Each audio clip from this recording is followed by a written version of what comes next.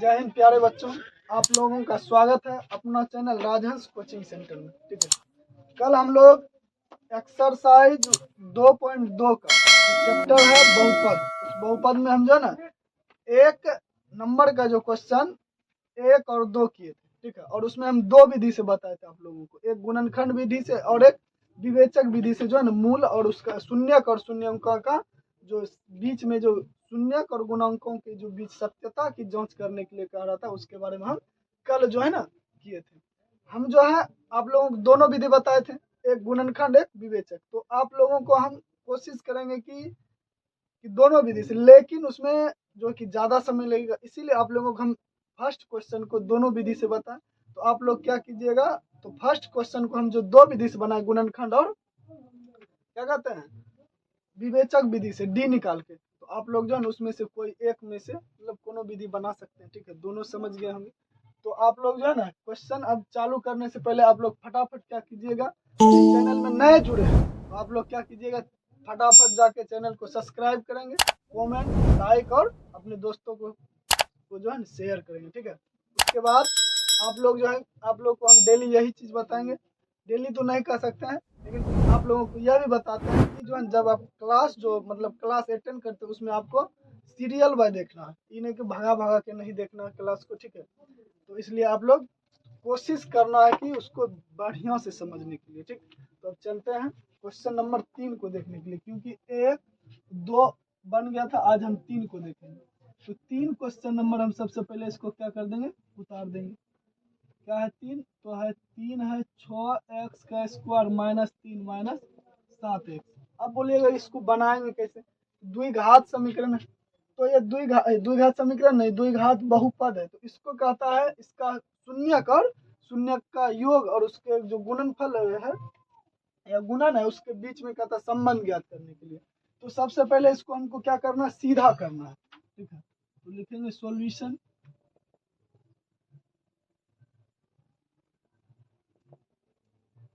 6x square minus 3x minus 7x। ठीक है, जो 3 नंबर का क्वेश्चन। अब इसको हम क्या करेंगे, देखिए माइनस यहाँ भी और यहाँ भी क्या है, माइनस है। तो इसमें हमको क्या करना है, एक जैसा करना है सीरियल में।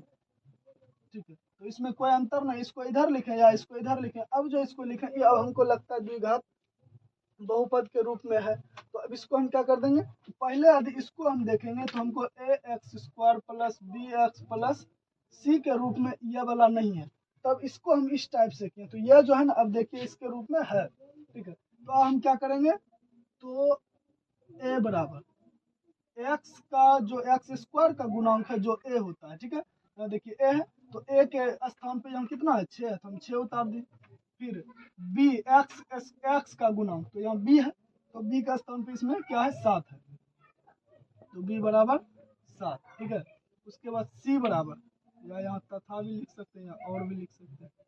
ठीक, तो सी बराबर क्या होगा, तो अचर पद है तो माइनस 3 है सी का स्थान पे। ठीक है, अब क्या करना है हमको, डी निकालना है। क्या निकालना है, डी। तो डी बराबर हो जाएगा बी स्क्वायर माइनस 4ac। क्या होगा, डी बराबर बी स्क्वायर माइनस 4ac। आप लोगों को कल भी बताए थे, क्योंकि हमको यह वाला जो नियम फिर से गुणनखंड विधि से जब बनाने के बाद फिर भी हमको इसको लिखना पड़ता था, इसलिए हम क्या करेंगे, डायरेक्ट जो है ना डी निकाल के हम जो है ना उसका शून्य ज्ञात कर लेंगे, और उसके बीच में जो है ना हम दोनों के बीच में गुणांक और शून्य के बीच में संबंध के बीच में देख लेंगे, जांच कर लेंगे। तो डी, तो बी का वैल्यू है माइनस के साथ। ठीक है, वहाँ पे लिखा गया था सिर्फ 7, तो माइनस 7 का स्क्वायर माइनस 4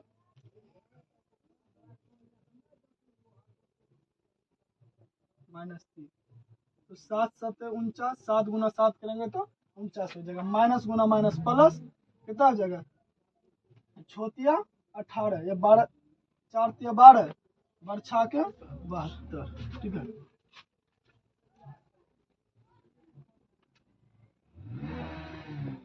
अब क्या करेंगे, 9 2 11 के 7 4 11 12, 121। तो डी बराबर मेरा निकल गया 121। कहने का मतलब हो गया डी जो है शून्य से क्या है, बड़ा है। तो जब शून्य से डी बड़ा होगा तो उसका मूल क्या हो जाएगा, वास्तविक हो जाएगा। तो मूल वास्तविक होंगे। मूल क्या होगा, वास्तविक होगा। अब हमको क्या निकालना है, तो हमको निकालना है क्या, तो शून्यक निकालना। क्या निकालना है, यहाँ पे देखिए क्वेश्चन क्या कर रहा है, द्विघात बहुपद, निम्न द्विघात जो नीचे में हमको दिया गया है, बहुपद के शून्यक ज्ञात कीजिए। पहले हमको कह रहा था शून्यक, तो अब हम क्या कर देंगे, जब डी निकाले तो हमको पता है कि अल्फा जो पहला शून्य किसका है, इसके बराबर में minus plus root under 2a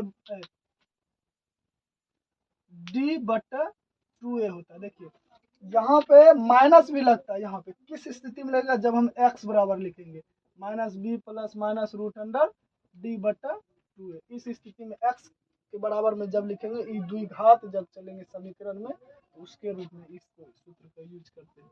अभी यहाँ शून्य किए इसको, और इसमें जो है ना, जो बीटा होगा तो उसमें यहाँ माइनस होगा, तो यहाँ दोनों के लिए इसमें यही यहाँ पे माइनस लगा देंगे, दोनों निकलेगा शून्य, तो हम निकालेंगे बीटा। यदि अल्फा बराबर minus B plus root under D, क्यों हम डी लिखे, हम यहाँ इसको बी स्क्वायर माइनस 4ac भी लिखते, इसलिए हम डी लिखे क्योंकि हम डी को यहाँ पहले ही निकाल चुके। 2a अल्फा माइनस बी का मान है -7 प्लस डी का मान है 111, 2 गुना कितना है 6, ठीक है। उसके बाद अल्फा बराबर माइनस माइनस प्लस हो जाएगा 7 प्लस, जब हम इसको खंडित करेंगे तो 11 गुना 11 तो होता है, अगर गढ़ा एक ऐसा से पढ़ेंगे तो 2 गुना 6, 6 गुना 12 हो जाएगा, ठीक है। अल्फा हो जाएगा 7 प्लस 11 बटा 12, तो हो जाएगा 18 बटा 12, तो क्या बार में कटेगा, 4 तिया 12, 6 तिया 18, तो अल्फा बराबर निकल गया मान 3 बटा 4, 4 तिया 12 और 6 तिया 18 निकला, 6 दूना 12 खाएगा, 6 दूना 12 और 6 तिया 18 होगा, ठीक है। तो इसका निकलेगा 3 बटा 2, ठीक है। अब हमको क्या करना है, तथा बीटा बराबर दूसरा शून्य निकालेंगे इसका, तो बीटा बराबर माइनस माइनस डी बटा 2a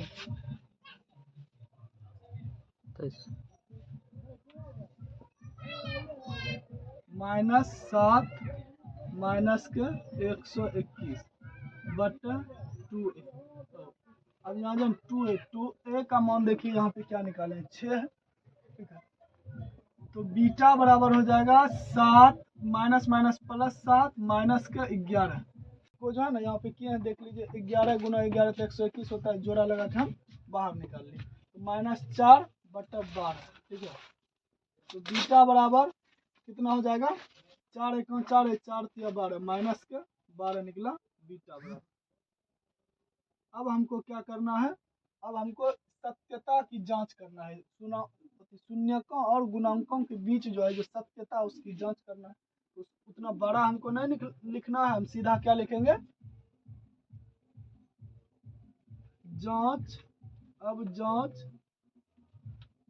करने पर, ठीक, जांच करेंगे तो अल्फा प्लस बीटा बराबर माइनस बी बटे ए होता है।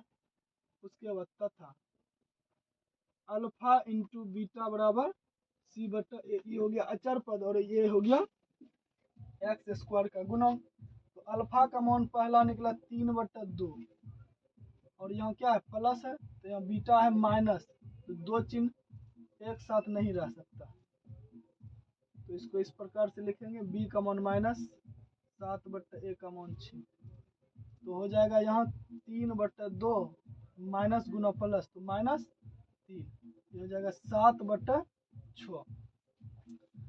तो यहाँ पे हमको क्या करना है, 3 दूना 6, एलसीएम लेंगे दोनों का, 3 और 2 तो कटेगा नहीं, तो 6 हो जाएगा, दोनों गुना हो गया। यहाँ क्या बार में कटेगा, 3 बार में, तो 3 गुना 3, 3 तिया 9 माइनस 3 दूना,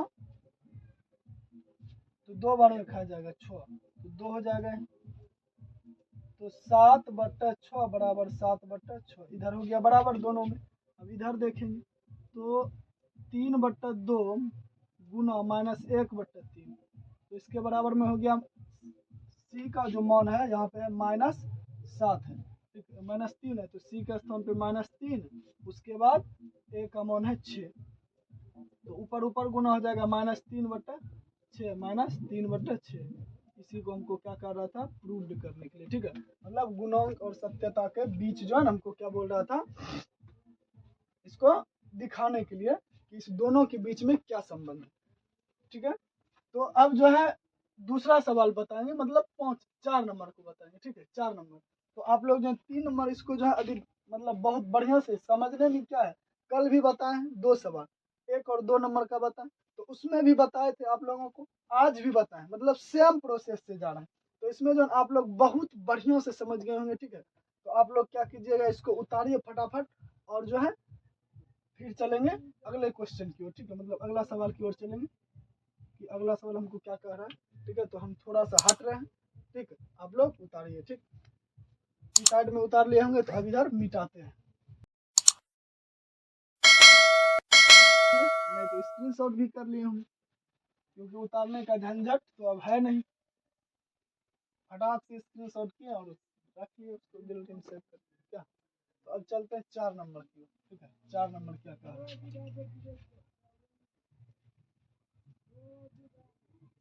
4 u का स्क्वायर प्लस 8 u। देखिए इसको हम जो है ना ऐसे भी बना सकते हैं, या इसको हम क्या करेंगे, देखिए इसके स्थान पर पहले सवाल को उतार लेते हैं,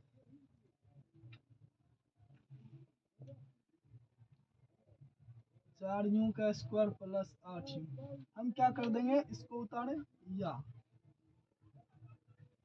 4u स्क्वायर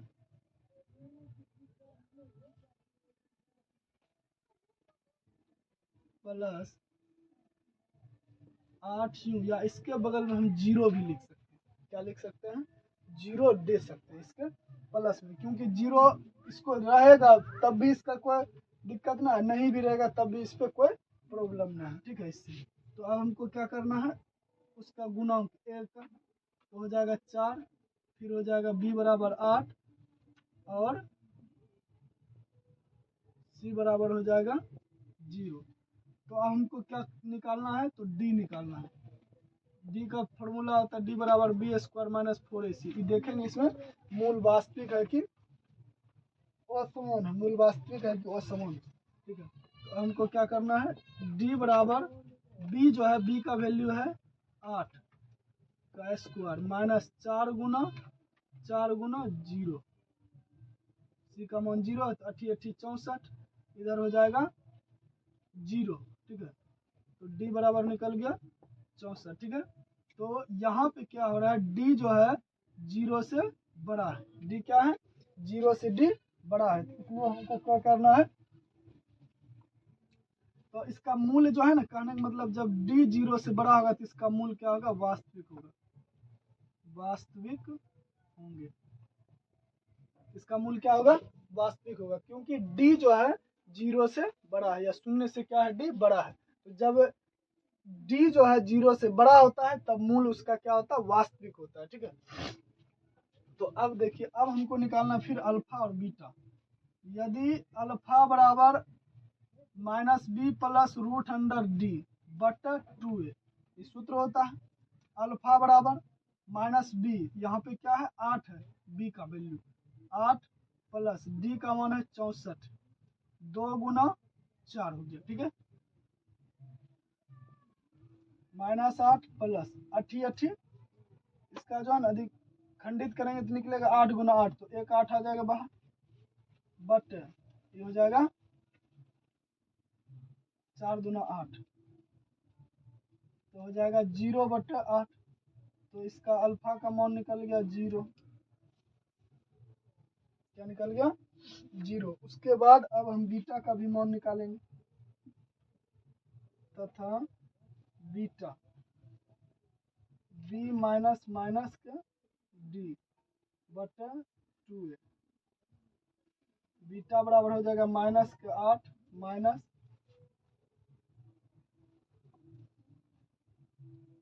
डी का मान हो जाएगा 64 बटा 2 गुना 4।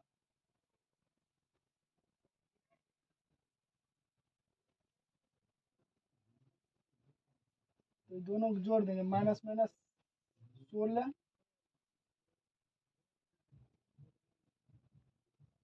तो बीटा बराबर हो जाएगा 8 एक 8 है, 8 दूना 16, तो -2 निकला बीटा का वैल्यू। ठीक है, अब हमको क्या करना है, तो इसका जांच करना है। अब